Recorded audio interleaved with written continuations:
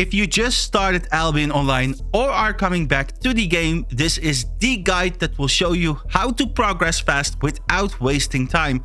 I made a brand new character and I'm going to walk you through a clear path to build silver, upgrade your gear, and use a strong build that scales into harder content later on. This entire path is done in safe zones, so you can build your progression without risking anything. I also show you multiple types of content you can choose from or switch between, so you're not locked into just one way of progressing. By following this guide, you can build your first couple million silver on your first day and reach tier 8 equivalent gear.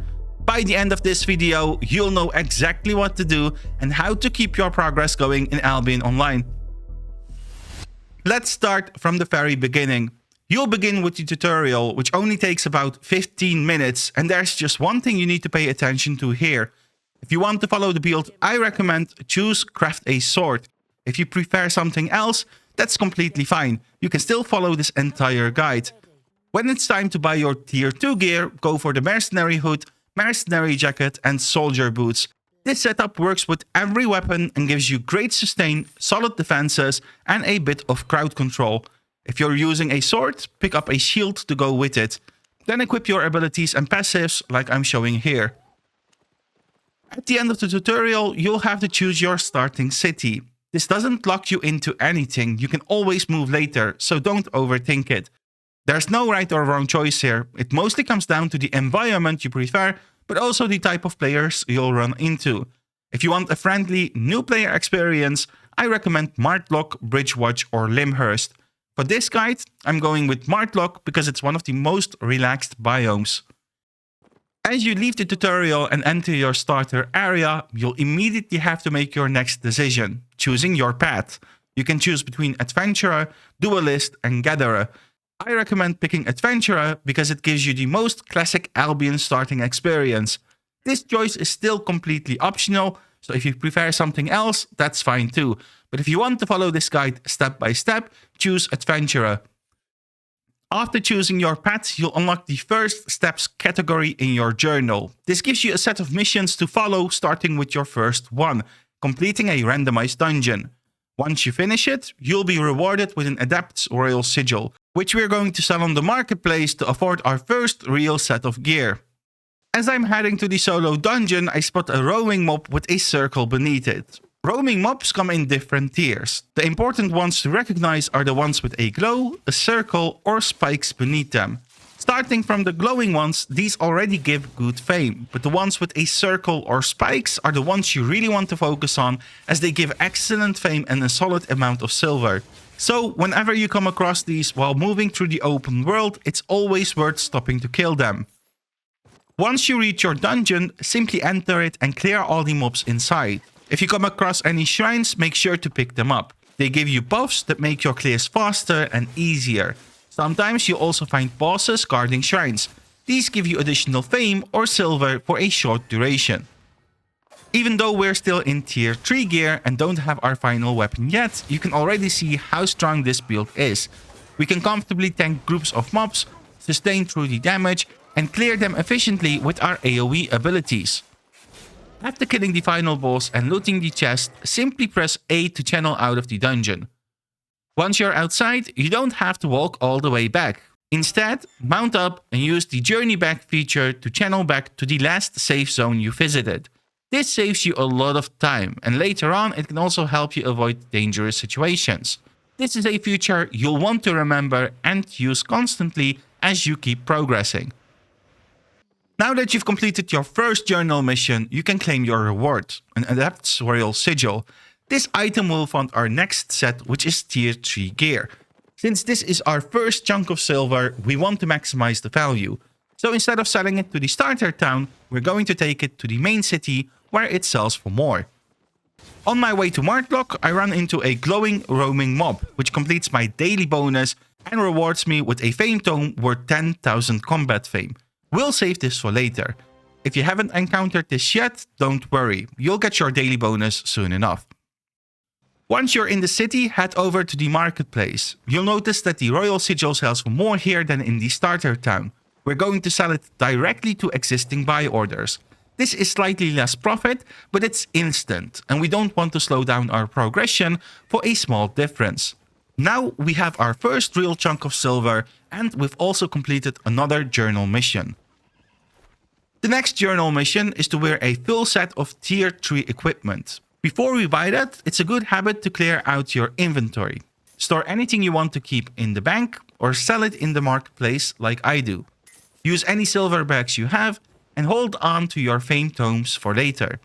At this point, you should have around 40,000 silver along with your mount and your tomes. Now we can buy our first full tier 3 set. Go for a broadsword and shield along with a mercenary hood, mercenary jacket, soldier boots and a cape. Then equip the abilities and passives I'm using. This will complete your current journal mission. Since we still have some silver left, we can also pick up a tier 3 bag, a catfish, a tier 3 riding horse, and some tier 4 healing potions. Your next mission is to kill 10 mobs in a tier 3 static dungeon. You don't actually have to go inside. You can just kill the mobs on the outside to complete this quickly. Once you're done, claim your reward and move on. Now we need to unlock our tier 4 combat nodes. Grinding fame in this starter zone isn't very efficient, so instead, use Journey Back to return to the city. From there, open your world map and head into the yellow zone connected to your city. Once you're there, just roam around and focus on killing roaming mobs until you unlock tier 4. When you're done, use Journey Back again to return to the city. Now we're ready to buy our first real gear in Albion. Head to the marketplace, repair your gear, and sell your tier 3 equipment. Then upgrade into a full tier 4 set. Go for a mercenary hood, mercenary jacket, and soldier boots. For your weapon, pick up tier 4 dual swords. This is the build we'll be using from here on. The reason I recommend it is because it's simple, strong, and works for almost everything. You've got great mobility, strong sustain, and enough damage to handle both PvE and PvP situations. And later on, you can take this into more dangerous content without needing to completely switch builds. Good job so far, you've built a really strong foundation. The next mission is to finish a solo expedition, but before we head there, there's something important to know. From this point on, you can start using all the untradeable fame tomes you receive. Just make sure you always have your full set equipped when you use them. Otherwise, you won't get the fame on the gear you're leveling. Our goal is simple. We want to level the set up as quickly as possible. Now find the expedition NPC in your city and select the tier 4 expedition. Since it's your first one of the day, you'll receive a daily bonus.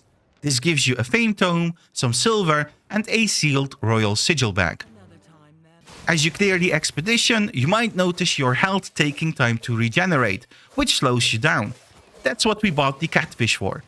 Use it to boost your health regeneration for 30 minutes and keep your tempo up. Make it a habit to use this food consumable whenever you're doing content. You might also start running into energy issues. To fix this, swap your helmet ability to the first one. This gives you a shield and restores some of your missing energy when used. This is a very useful ability to keep in mind whenever you need energy sustain or extra defense. Once you finish the expedition and complete the journal mission, you'll receive your first tracking toolkit, which we'll need for the next step.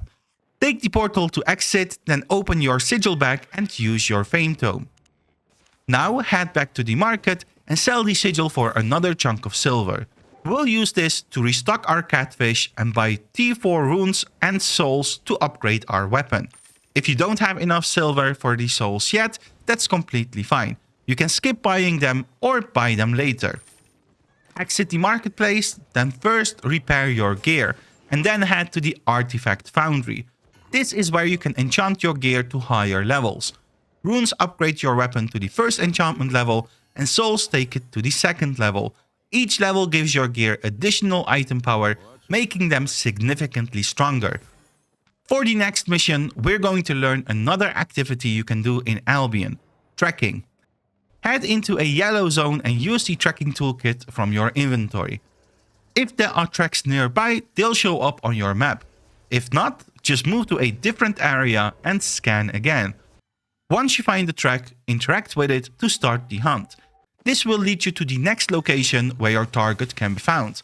From there, just keep following and damaging the target until you eventually kill it.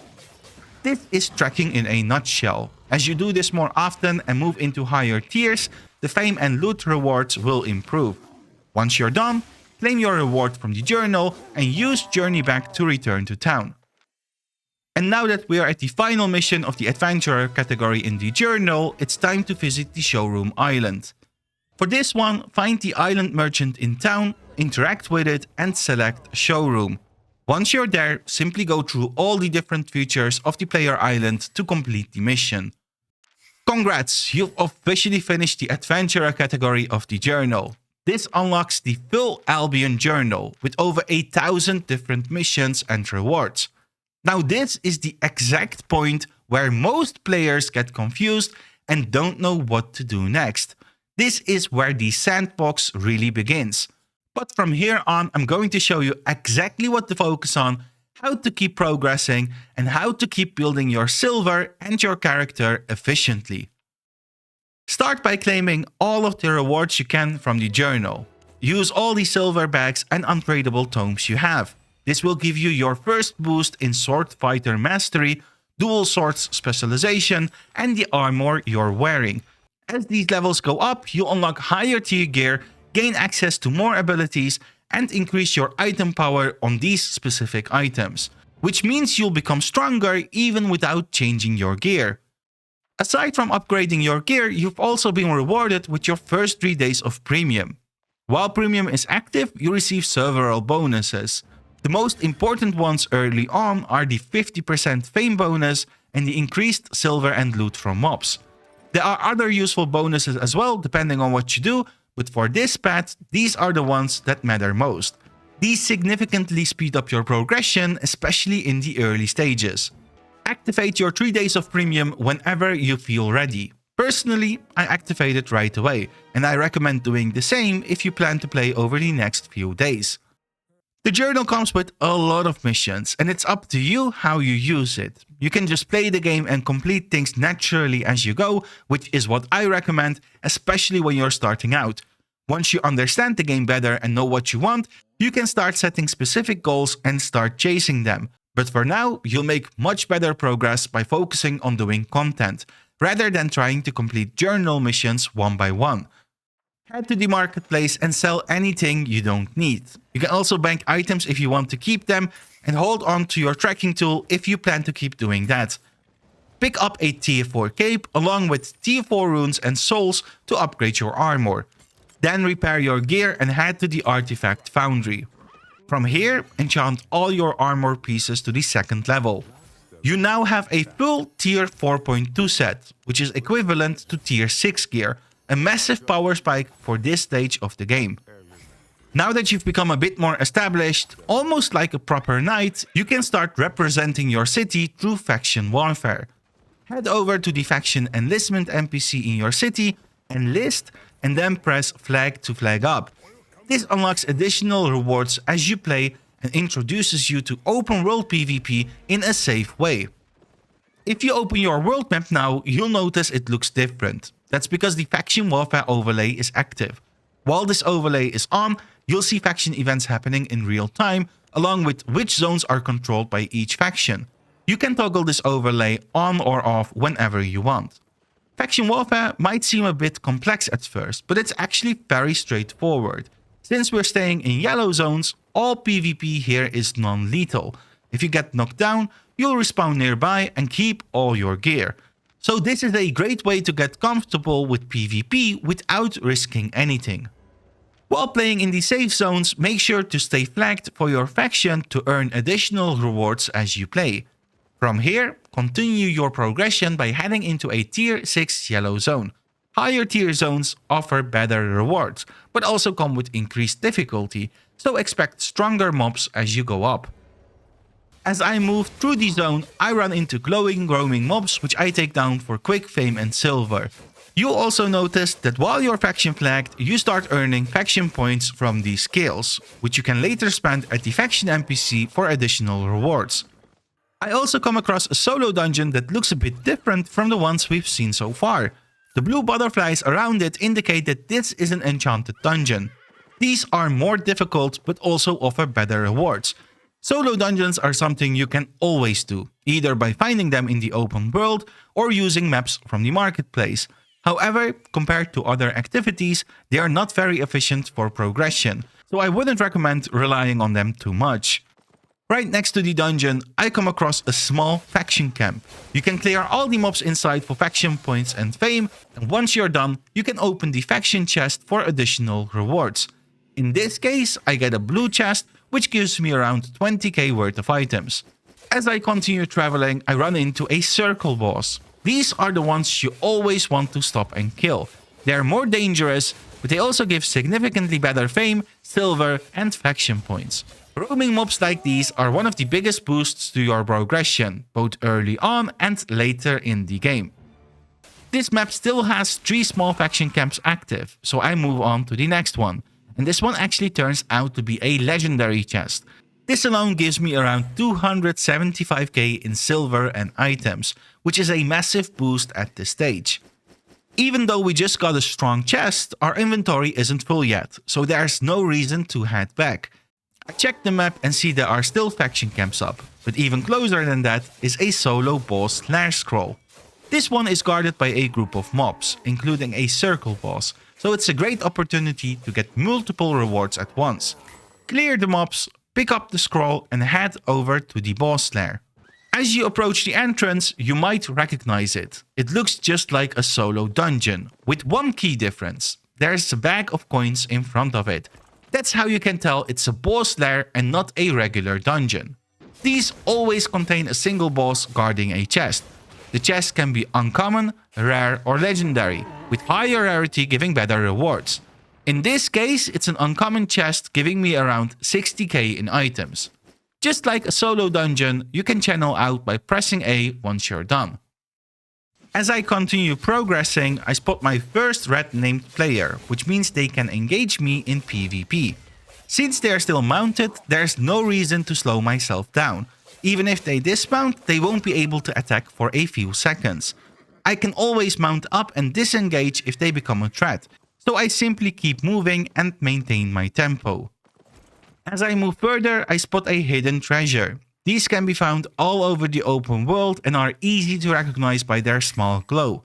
They're always worth breaking, as they give a quick chunk of silver and occasional item drops.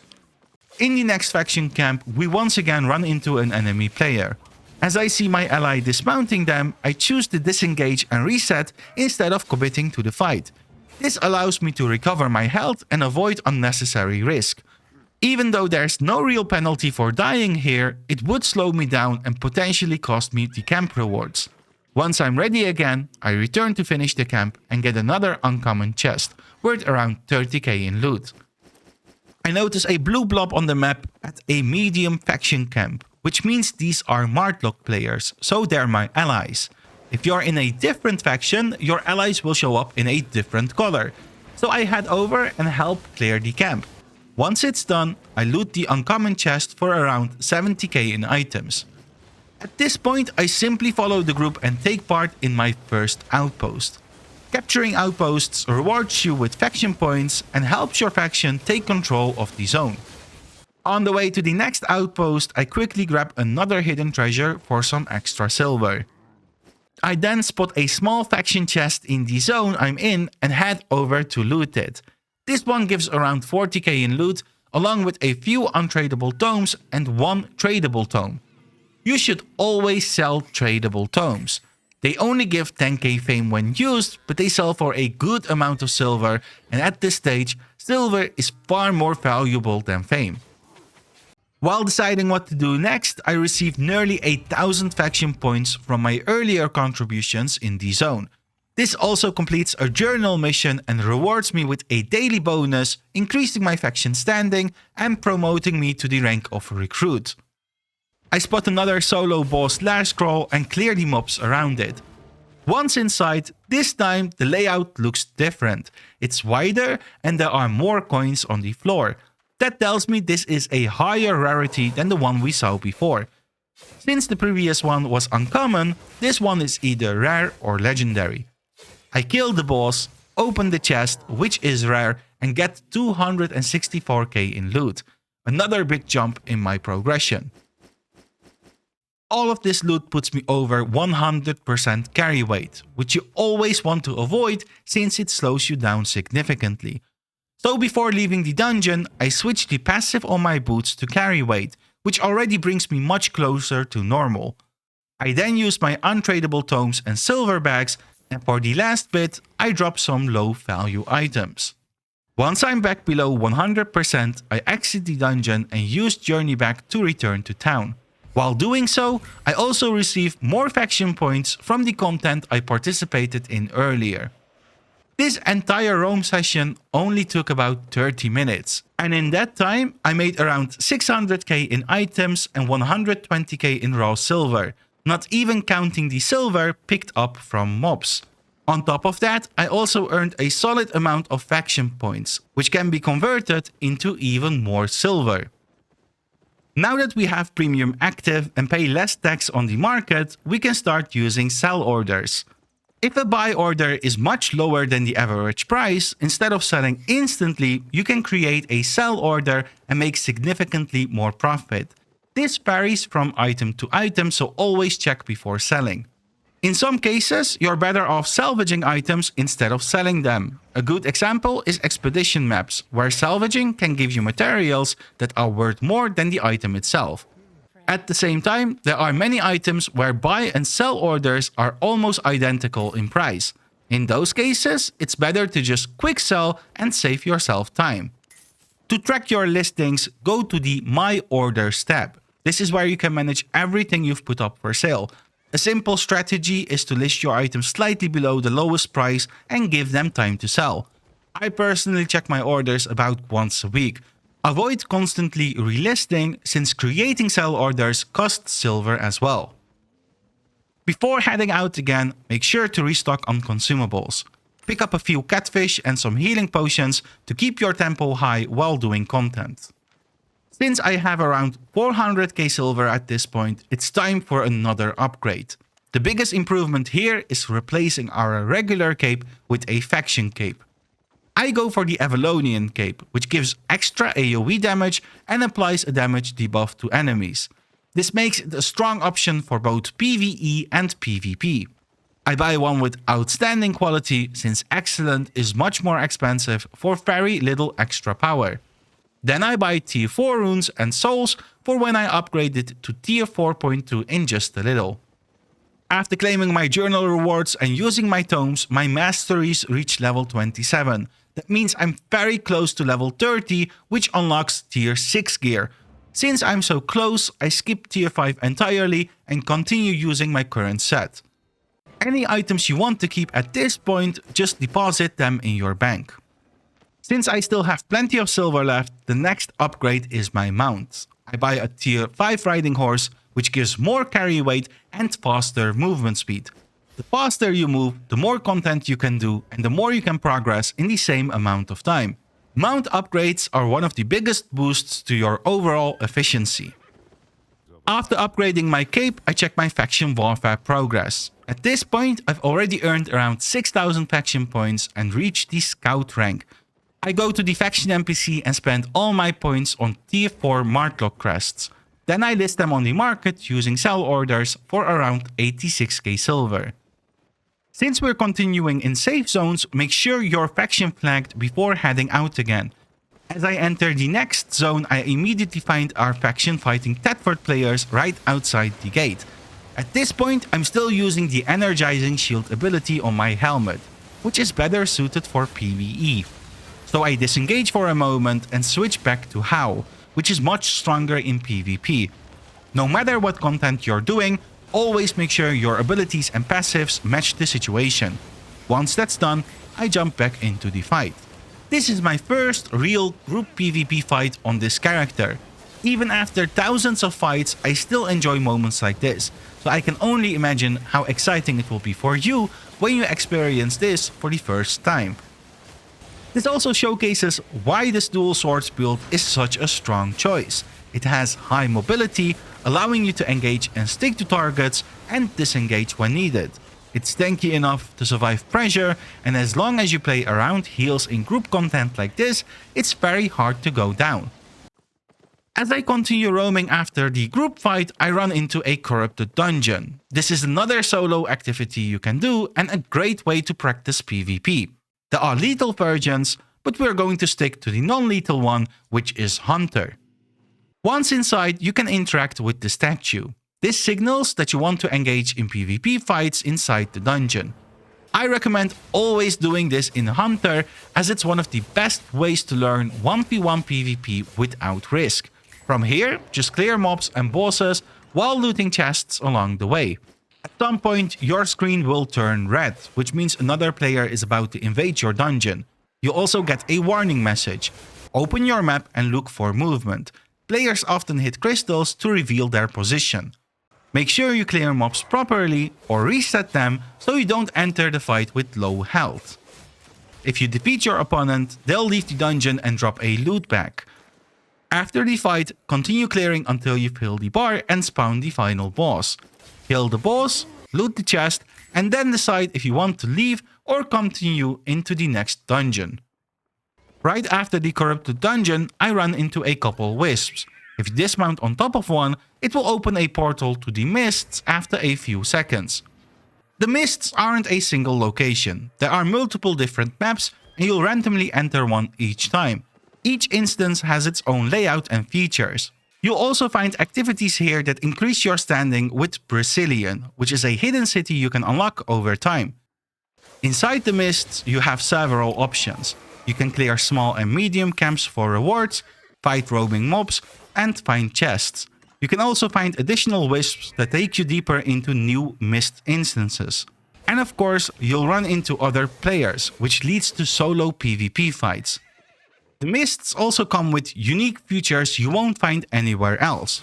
There are special bosses that drop exclusive artifacts, and you can also find abbeys, which are unique dungeon instances only available inside the mists. The mists are essentially a solo-focused open world. They are not as efficient for progression compared to the regular open world, but they offer a lot more opportunities for solo PvP. So if you want to practice fighting other players in a more isolated environment, this is a great place to do it. By trying out all these different activities, I complete another wave of journal missions. After claiming and using the rewards, my gear masteries reach level 36. This means I can now start using tier 6 gear. At the same time, my specializations are around level 20, giving me a significant boost in item power. I head back to town and use the artifact foundry to upgrade my tomes into higher tiers, saving time instead of using them one by one. Then I go to the marketplace and buy tier 6 dual swords along with runes to upgrade it to 6.1. I checked the price for souls, but they're too expensive right now, so I skipped that upgrade for now. Instead, I focus on getting my full armor set to tier 6 and upgrading that to 6.1 as well. After enchanting, I'm now in a full tier 6.1 set, which is equivalent to tier 7, and I'm nearing 1100 item power. Once again, bank or sell any excess items and get ready to head back out. Since corrupted dungeons and the mists automatically remove your faction flag, I go back to the faction NPC and flag up again. I check faction chat and see that a yellow zone siege is about to happen in Adrian's Hill, so that becomes my next destination. Once I arrive, I see large groups from both Martlock and Bridgewatch. As the fight is about to start, I join a party from my faction to improve my chances and have better coordination. While waiting for the siege, we quickly clear a small faction camp, which rewards me with a fame tome. Whenever you're actively playing, always look for small opportunities like this to keep progress going. Right before the fight starts, I receive a huge amount of faction points. Just by being present, I've already earned over 22,000 points. That alone shows how valuable these large-scale fights can be. As the fight begins, I push a bit too far forward. I get caught in heavy crowd control and despite my mobility, get taken down by the Bridgewatch players. I wait out the timer, respawn at the nearest outpost and immediately return to the fight. This gives you a glimpse into the large-scale ZvZ battles that happen daily across Albion. If you enjoy this type of content, Yellow Zone Faction Warfare is the perfect place to practice since you don't lose anything when you die. I died multiple times here and still had a great time participating. One thing to keep in mind is that this build is mainly optimized for solo PvE and PvP. It's not designed for ZvZ. So if you really enjoy large-scale fights and want to have more impact, you should eventually look into builds that are made specifically for that. That said, you can still participate and have fun with this build. As the fight ends, I try to journey back, but since there are too many players around, I can't use it. So instead, I move into the nearest zone, which happens to be a red zone, and safely journey back from there. Even though I got knocked down multiple times and paid around 90k in repair costs, the faction points I earned more than make up for it.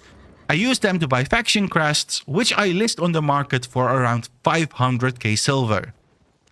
After just a couple of hours on this fresh character, I'm already wearing a set worth around 600k silver. I have items listed on the market that will bring me close to 1 million silver, along with another 340k in raw silver in my inventory. That puts me around 2 million total value, in a tier 7 equivalent set that I can already upgrade toward tier 8. On top of that, I've made solid progress in faction warfare with my masteries at level 40 and specializations at level 23. This is what efficient progression in Albion looks like. If you follow this path, you can achieve very similar results. If you do, let me know in the comments how it went for you. I'm genuinely curious to see your progress. If this guide helped you out, make sure to like the video, it really helps the channel.